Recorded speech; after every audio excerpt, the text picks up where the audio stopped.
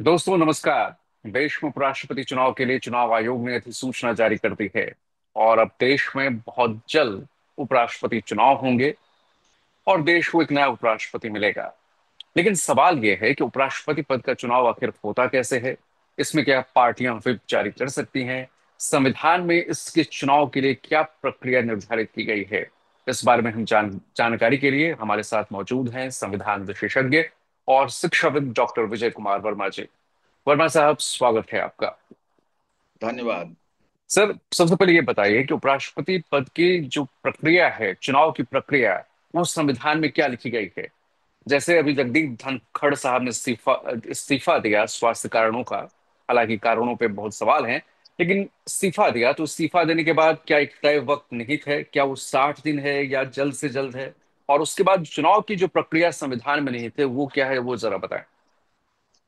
देखिए, संविधान में यह व्यवस्था है कि अगर उपराष्ट्रपति अपने पद से त्याग पत्र दें तो ऐसी स्थिति में जल्द से जल्द की बात की गई है कि निर्वाचन आयोग जल्द से जल्द उपराष्ट्रपति के लिए अधिसूचना जारी करेगा पद के पर निर्वाचन के लिए।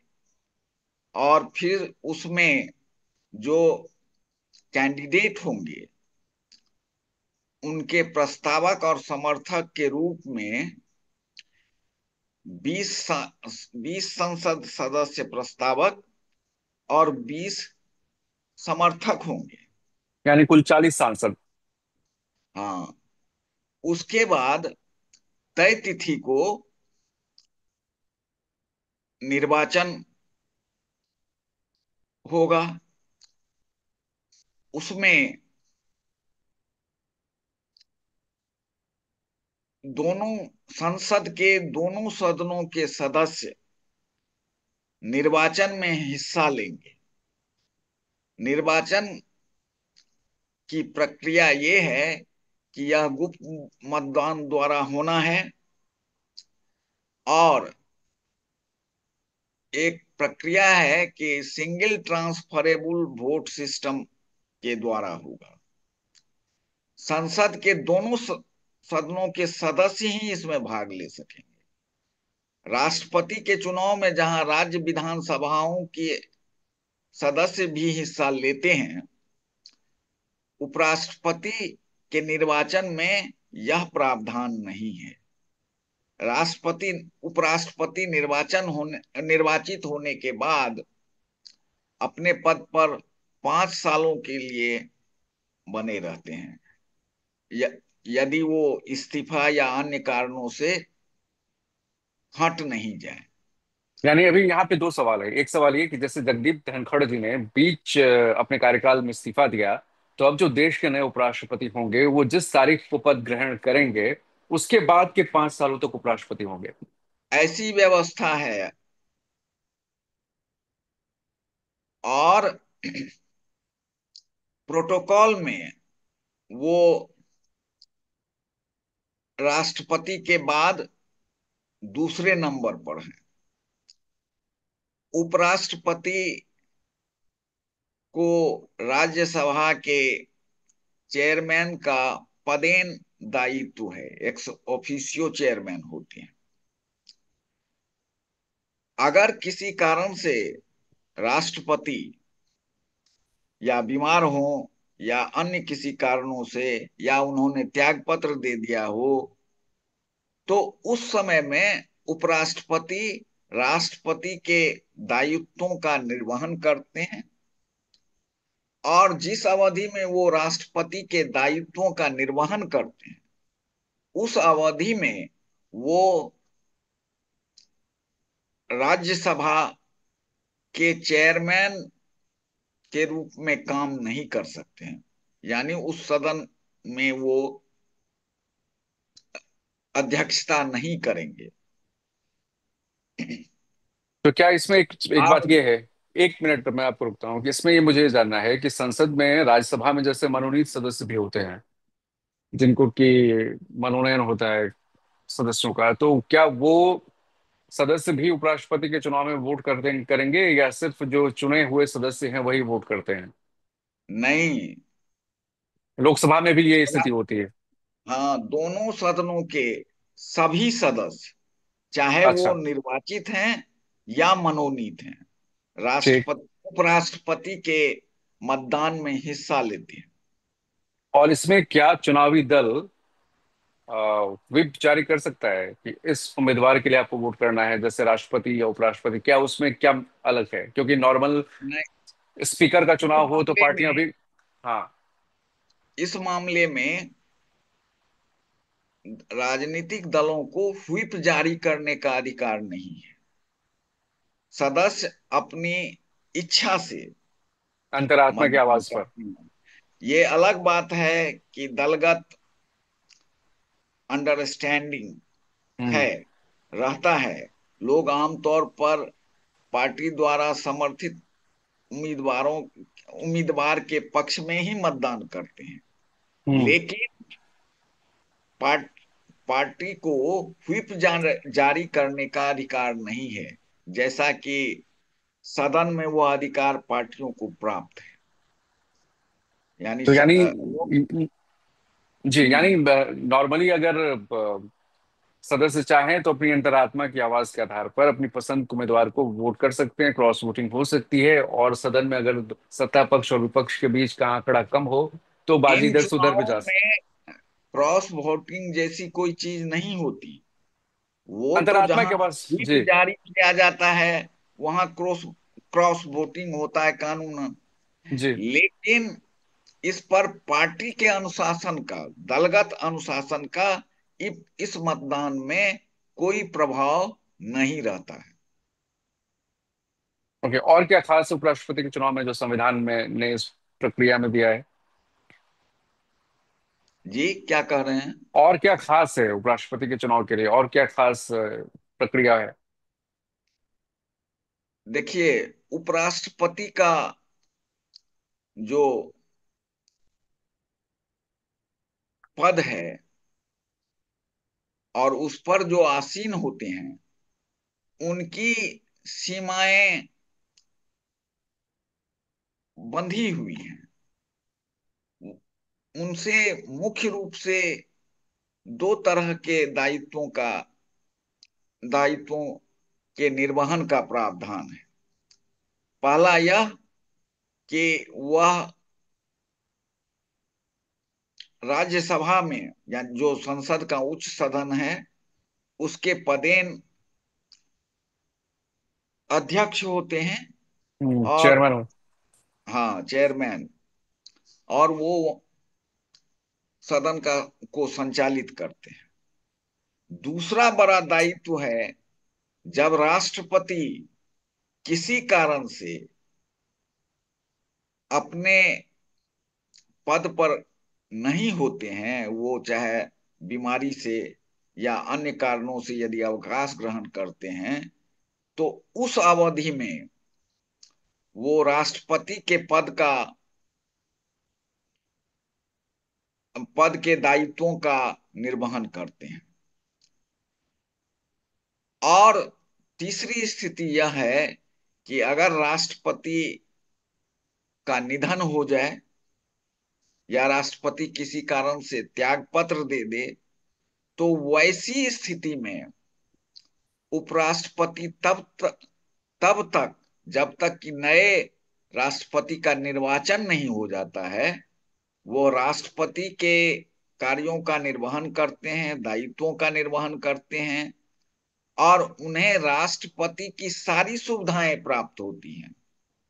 जो प्रिविलेजेज हैं, जो पर्क्स हैं, वो सारी सुविधाएं सुविधाएं उन्हें उपलब्ध होती हैं।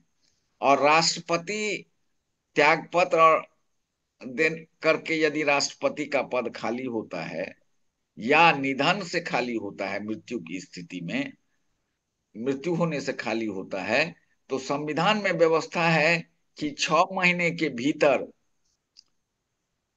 नए राष्ट्रपति का चुनाव हो जाएगा। तो और राष्ट्र एक मिनट, और उपराष्ट्रपति पद के लिए क्या है कि जैसे अभी धनखड़ साहब ने इस्तीफा दिया है, तो जल्द से जल्द है या स्पेसिफिक है कि 2 महीने के भीतर, क्या है इसमें, क्या है? इसमें शब्द जल्द से जल्द है। अच्छा। और जल्द से जल्द में यह अपेक्षा की जाती है कि 2 महीने के भीतर हो जाए। अच्छा, एक और सवाल मैं और आपसे। ये जी। कॉन्स्टिट्यूशनल प्रोविजन नहीं है, ये पार्लियामेंट्री बाद में प्रावधान बना कि 2 महीने में सो चुनाव हो जाए। नए राष्ट्रपति का चुनाव हो जाए। अच्छा, एक परिस्थिति ऐसी भी बनती है कि जब देश में राष्ट्रपति भी ना हो सकता है कि जैसे उपराष्ट्रपति ने भी इस्तीफा दे दिया हो, तो देश में प्रधानमंत्री के ऊपर में कौन कार्यभार, तब सीजीआई को ये जिम्मेदारी दी जाएगी? देखिए, यदि किसी कारण से राष्ट्रपति और उपराष्ट्रपति दोनों नहीं हो, तो वैसी स्थिति में सर्वोच्च न्यायालय के मुख्य न्यायाधीश को राष्ट्रपति पद की शपथ दिलाई जाती है, और वो तब तक अपने पद पर बने रहते हैं जब तक कि राष्ट्रपति या उपराष्ट्रपति का चुनाव नहीं हो जाता। तो उस वक्त जैसी में क्या, स्थिति रहे, तो उस वक्त में संवैधानिक प्रावधान क्या है कि जब अगर सर्वोच्च न्यायालय वो के मुख्य। वो संसद द्वारा ये बनाया गया अधिनियम है।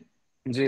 और संविधान में यह व्यवस्था है, जो हमने अभी बातें की, वो संवैधानिक व्यवस्था है।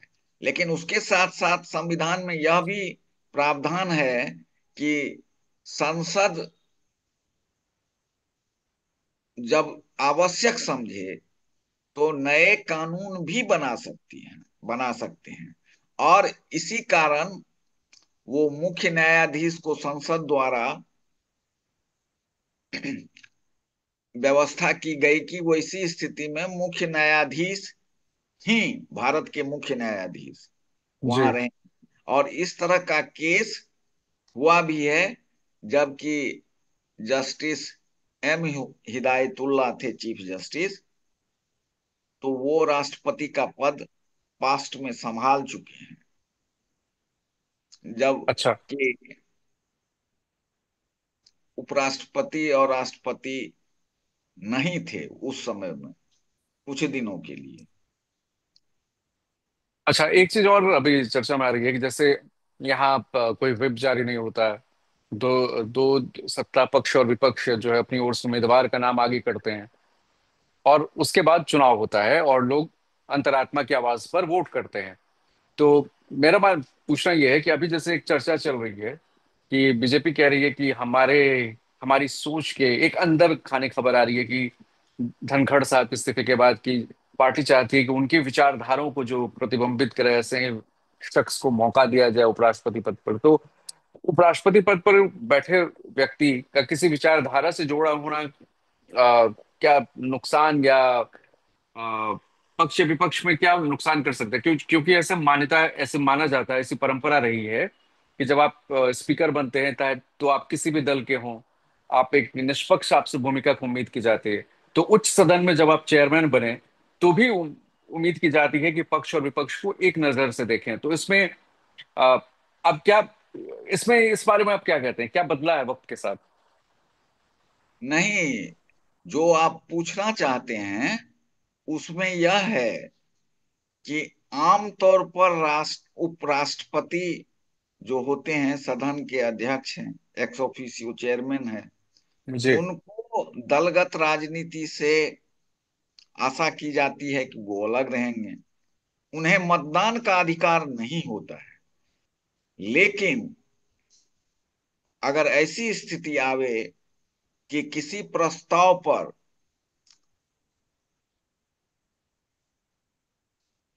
बराबर यानी टाई हो जाए, पक्ष विपक्ष में बराबर मत आवे, तो वैसी स्थिति में उपराष्ट्रपति को अध्यक्ष के रूप में यह अधिकार होता है कि वह अपने मताधिकार का प्रयोग करे। तो वैसी स्थिति में सत्ता पक्ष के लिए वो लाभकारी स्थिति होती है, क्योंकि उपराष्ट्रपति का आमतौर पर सत्ता पक्ष से पास्ट का संबंध रहता है। वो भले डे टू डे लाइफ में उसमें नहीं भाग लें, लेकिन उनको कास्टिंग वोट, उसको कास्टिंग वोट कहते हैं, हम्म। कास्टिंग वोट का अधिकार होता है। और क्या आपको इस बारे में आपकी क्या राय है, क्योंकि जैसे जगदीप धनखड़ साहब, उनका नाम तो इतिहास में एक तरह से आया हो जाएगा या है कि उनके खिलाफ विपक्ष ने अविश्वास प्रस्ताव लाया। तो क्या जब एक सत्ताधारी विचारधारा से या सत्ता के पक्ष में अगर आप निष्पक्ष भूमिका कोई भी ना निभा पाएंगे या उससे विपक्ष की मांग होगी, उनके साथ अनदेखी की जा रही है, तो क्या वक्त के साथ इसमें उन मूल्यों में गिरावट आई है जो जिसकी अपेक्षा उच्च सदन या लोकसभा से की जाती है, उसके मुखिया से की जाती है? देखिए, इस संबंध में स्थिति बिल्कुल स्पष्ट है। अपने यहाँ भारत में संसदीय लोकतंत्र है, और इसमें जिस दल का बहुमत होता है वह शासन में होती है, वह दल। जी। और उपराष्ट्रपति की जहां तक बात है, तो उनको आप हटा नहीं सकते हैं। मान लीजिए कि विपक्ष के लोग, जैसे धनखड़ साहब के समय ही ये एक तरह का इनिशिएटिव हुआ, तो 14 दिन पहले हटाने की स्थिति में नोटिस दिया जाता है, और उस नोटिस के बाद जब प्रस्ताव एडमिट हो जाता है, तब दोनों सदनों में, क्योंकि राष्ट्र उपराष्ट्रपति का चुनाव एक दोनों सदन से नहीं होता है, दोनों सदनों की तरफ, जी और जी। दोनों सदन के सदस्यों को मिलाकर आमतौर पर सत्ताधारी पक्ष का बहुमत रहता है। और वैसी स्थिति में उपराष्ट्रपति को भले ही एम्बेरसमेंट हो, उनको एम्बेरस किया जाए, हटाना संभव नहीं होता या आसान नहीं होता, जब तक कि सत्ताधारी दल उसमें अपनी सहमति न दे। और यदि उपराष्ट्रपति द्वारा कोई ऐसा कार्य न कर दिया जाए जिससे सत्ताधारी दल के पास कोई विकल्प न बचे। जी। शुक्रिया बहुत बहुत। हम अब देश में उपराष्ट्रपति चुनाव होने ही वाले हैं, चुनाव आयोग ने अधिसूचना जारी कर दी है, और अब देश को बहुत जल्द नए उपराष्ट्रपति मिलेंगे। धन्यवाद बहुत बहुत। अगली बार किसी और मुद्दे पर, संविधान के किसी और अहम पहलू पर हम बात करेंगे। शुक्रिया बहुत बहुत हमसे जुड़ने के लिए। धन्यवाद, धन्यवाद।